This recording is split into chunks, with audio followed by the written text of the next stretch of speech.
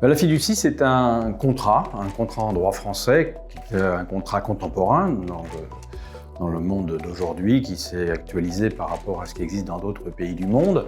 Il a existé en France il y a fort longtemps, et le législateur, il y a une petite vingtaine d'années, a voulu donner à la France un outil qui permettait de travailler comme dans d'autres pays, mais ça n'est pas assimilable à un trust, bien entendu. C'est le moyen de transférer par contrat un actif d'un constituant à un fiduciaire. Et cet actif, il a pour objet de permettre soit de mettre en place un outil de gestion, soit un outil de garantie, d'où la fiducie sûreté, soit un outil mixte, garantie et gestion en même temps, pendant une durée limitée, donc transfert de propriété, pendant une durée limitée, pour permettre l'accomplissement de la mission qui est confiée au fiduciaire, de la gestion ou de la sûreté.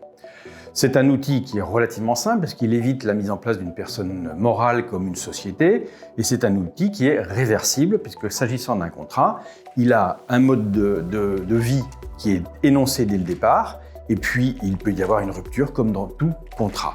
Donc la fiducie sûreté aujourd'hui, c'est un outil de garantie, un outil augmenté par rapport à tout ce que l'on connaît historiquement du gage, de l'hypothèque, qui sont des outils qui impliquent la réalisation du gage en cas de difficulté, en cas de prêt. La fiducie, l'actif est déjà transféré sur la tête du fiduciaire pendant une durée limitée, ce qui lui permet d'avoir la main sur l'actif et donc d'avoir beaucoup moins de difficultés, on en reparlera tout à l'heure, d'avoir beaucoup moins de difficultés pour exécuter ce qui constitue la contrepartie du prêt qu'il a consenti au constituant.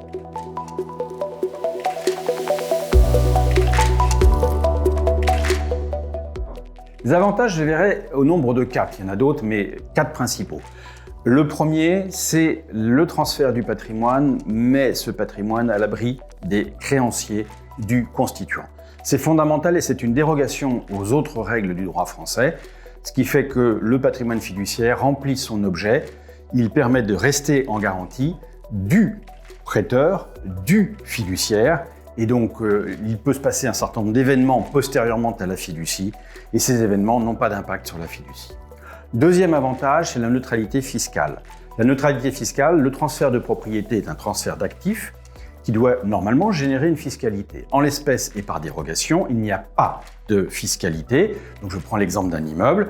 L'immeuble qui est transféré du constituant au fiduciaire ne génère ni droit d'enregistrement, ni plus-value. Le retour, de la même façon, dès lors que la fiducie est réalisée, c'est-à-dire que le prêt est remboursé, le retour se fait non plus sans frottement fiscal. C'est un point aussi dérogatoire, fondamental en droit français, puisqu'il est dérogatoire aussi aux règles habituelles. J'en verrai ensuite 2 autres avantages. La recharge.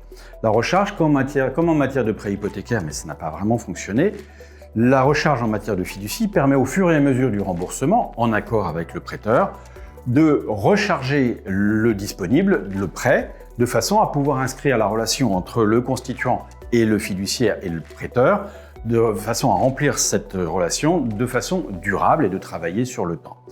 Et la quatrième, c'est permettre aux constituants de conserver l'outil de travail lorsqu'il a été transféré au fiduciaire, de façon à lui permettre de rembourser, d'y faire ni plus ni moins son métier, son travail, et ainsi de gagner sa vie et de rembourser le prêt, donc maintien à disposition de l'actif, bien que la propriété en soit transférée au fiduciaire, cet actif reste à la disposition du constituant qui fait donc son travail.